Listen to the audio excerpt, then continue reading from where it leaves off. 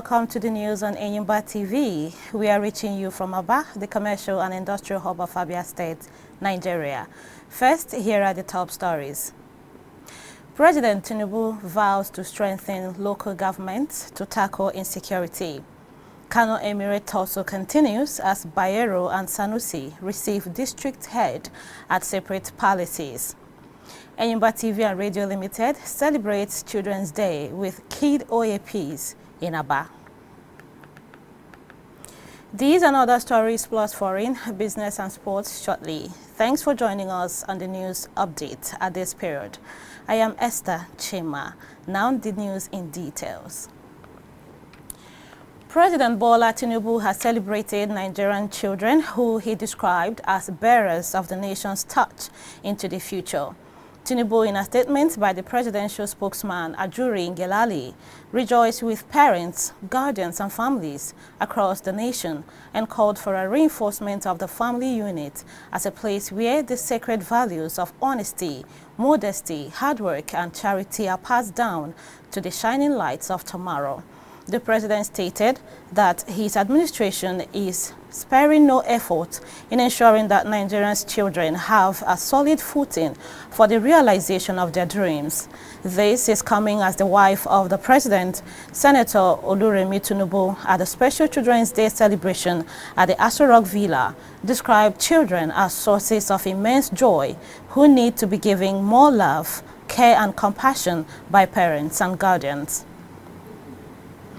President Bola Tinubu has pledged to strengthen local government authorities to overcome the challenges of insecurity in the country. The president stated this at the National Dialogue on Nigerian Security Challenges and Good Governance at the local government level, organized by the House of Representatives in Abuja. Represented by the Minister of Defense, Mohammed Abubakar, President Tinubu said that it is imperative to confront the challenges of insecurity head-on. According to the president, the challenges of insecurity have persisted over time, posing a threat to the safety and well-being of the nation. The Attorney General of the Federation and Minister of Justice, Lateef Fagbemi, says there is a strong call for the scrapping of the state electoral commissions because of the abuse by governors. Mr. Fagbemi said the call for the transfer of the conduct of local government elections to INEC is fueled by the perception that the state electoral umpires are appendages of incumbent governors. The AGF spoke at the National Dialogue organized by the House of Representatives at the Sheraton Hotel in Abuja. Mr. Fagbemi said the perceived lack of independence by the electoral commissions is fueling the call for the shift. Minister of Aviation and Aerospace Development, Festus Keyamo, says the Nigerian Air project remains suspended indefinitely. Keyamo stated this while reeling out the achievements of the aviation sector at the third ministerial update in Abuja. Giving details about that project, he noted that the national carrier that was supposed to be an indigenous project and one that was supposed to spark hope for Nigerians was flooded with a lot of secrecy and fraudulent activities. He also hinted at plans for the resumption of cargo flights between Nigeria and Saudi Arabia. Kano High Court has ordered Aminu Ado Bayero to cease parading himself as the 15th Emir of Kano and also directed the police to evict him from the mini palace at the State Road. The court, presided over by Justice Amina Adamu Aliyu, gave the order on Monday. Monday's order is effective until 11th of June 2024 when the substantive motion will be heard. This legal tussle followed a federal high court ruling which restrained the reinstatement of Muhammadu Sanusi II as Emir of Kano and suspended the law establishing the dissolved 5 emirates in the state. Apparently not ready to let go in pursuance to the federal high court's interim injunction which ordered a return to status quo on the Cano Emirate tussle, the deposed Emir of Kano, BAYERO, yesterday held his first ceremonial sitting at the Nasarawa Mini Palace, where he is currently being housed since his return to the ancient city following his dethronement by the state government. Decked in his full royal regalia, BAYERO received supporters and some district heads who paid him homage, signaling that the embattled monarch was not ready to let go of the throne.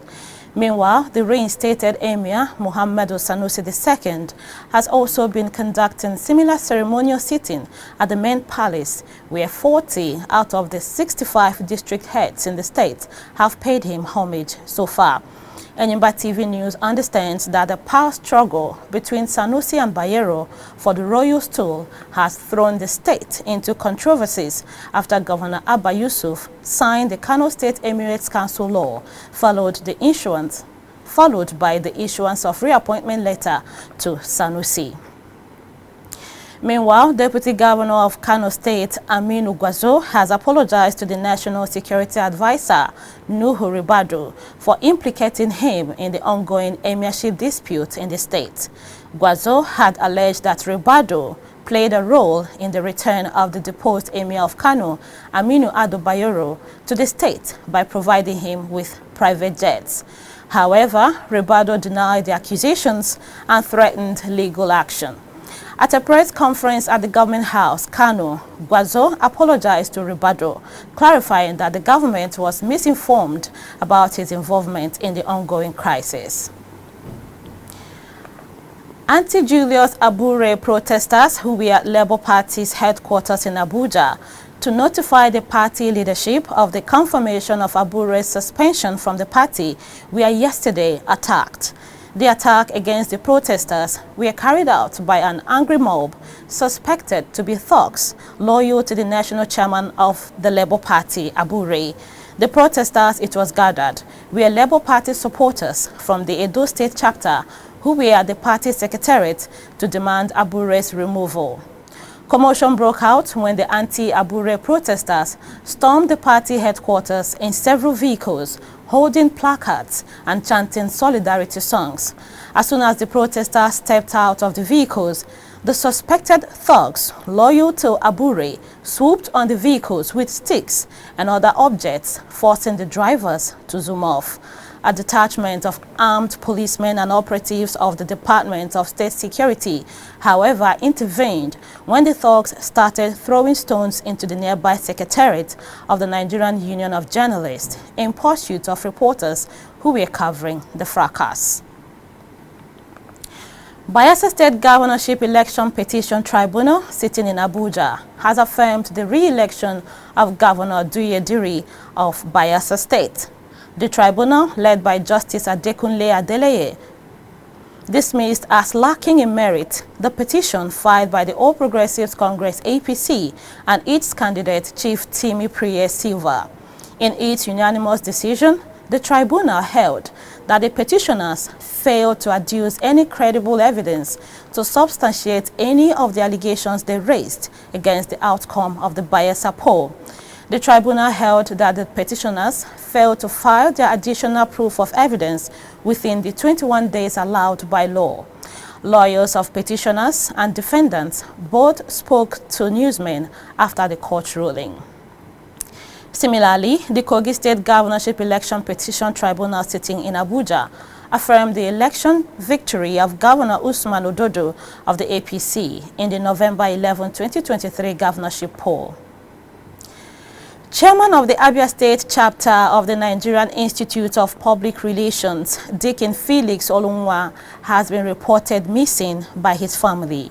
According to reports, the incident occurred over the weekend. Olunwa was allegedly abducted by unidentified individuals on the Enugu-Aba-Port Harcourt Expressway.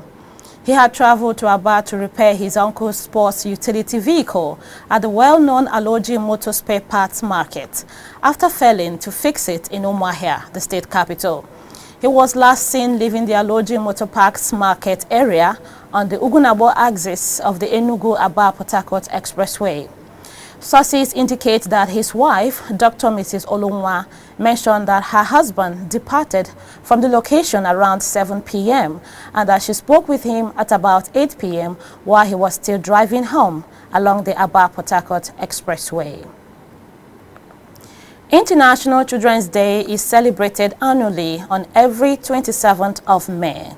The day marks the celebration of children, raising awareness for issues that affect children and helping us appreciate that they are the future of our societies. We celebrated with some children across our 3-in-1 station who presented an anchored series of educative and entertaining programs. Our correspondent Amarachi Osondo monitored the event and filed the report.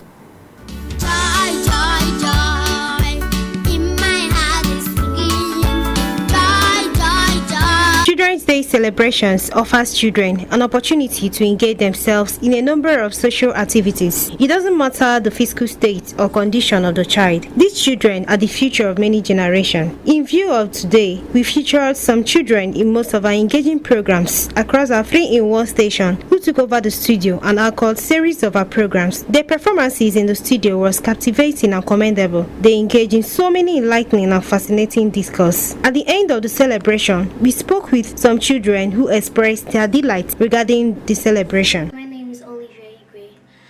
The name of my school is Diamond Magna School. Now I'm here to talk about Children's Day. Children, be respectful of your parents.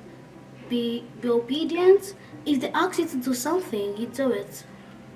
No, don't be afraid. Now I'm trying to tell you about Children's Day and it's some advices. Children, obey your parents so your life can be learned. My name is Josephine Okororie, and the name of my beautiful school is Sky Blue Diamond Academy. And I'm so happy for the children. I'm so excited because I'm a child, and I'd like to advise every children around the world to keep on being the best, to keep on bringing out the good in them, and keep on being a positive factor to our country. I feel so super excited about today, and I'm very happy. My advice to every other child out there is that I just wish they could always learn to obey their parents, and no matter what, even if their parents don't have the money, they shouldn't follow bad friends. The excitement of the day is profound and is a special day to recognize, honor, celebrate and appreciate children. Children are innocent. Children bring a smile to one's face, one of the most treasured possessions on earth. Children are loved by one and all. Thus, Children's Day is celebrated to commemorate the healthy growth and happiness of children. We have the job of encouraging our children to be strong and independent. At the end of the celebration, the children were presented with gifts, courtesy of Enyimba TV and Radio Limited. Amarachi Osondo reporting. Thanks for that beautiful report, Amarachi. You are watching Enyimba TV News. After the short break, the news continues with foreign, business and sports updates. Please stay tuned. We will be right back.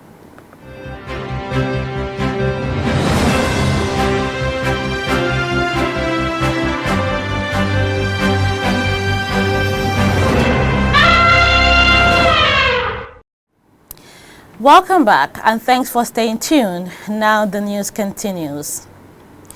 Russia will remove the Taliban from a list of banned terrorist organizations 3 years after they returned to power in Afghanistan. Moscow has for years fostered relations with the Taliban, holding multiple rounds of talks and boosting trade with Afghanistan, despite international sanctions.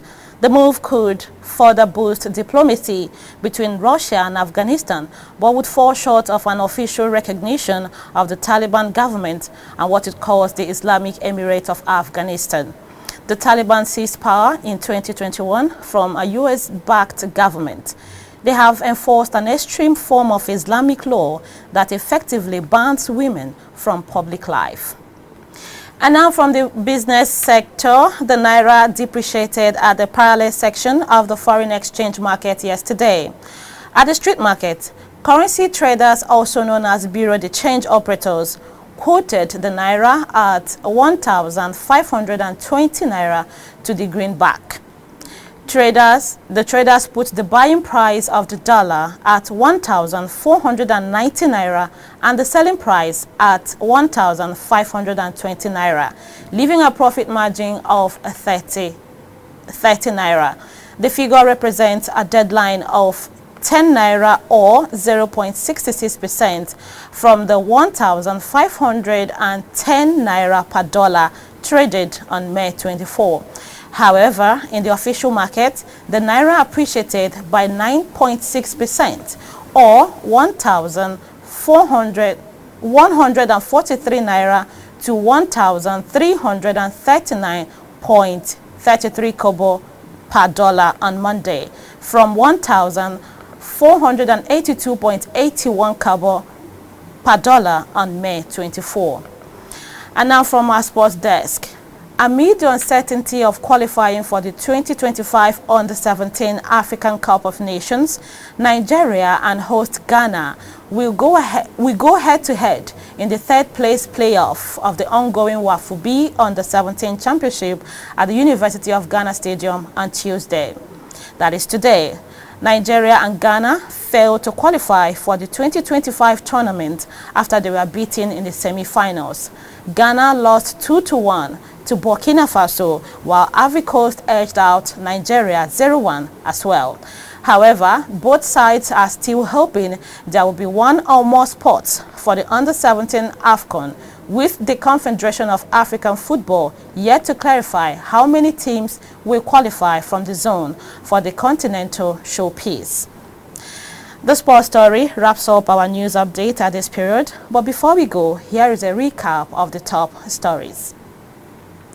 President Bola Tinubu has pledged to strengthen local government authorities to overcome the challenges of insecurity in the country.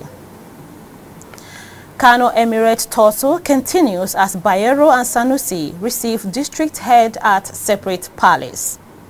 Enyimba TV and Radio Limited celebrates Children's Day with kids OAPS in Aba. That's our package of the news for now. Please join us for more updates in our subsequent bulletins. Meanwhile, don't forget to subscribe to this channel on YouTube. Click on the notification bell to receive alerts when new videos are uploaded. Thanks for watching. On behalf of the production crew, my name is Esther Chima. Thank you so much for watching, and do have for yourself a very lovely day.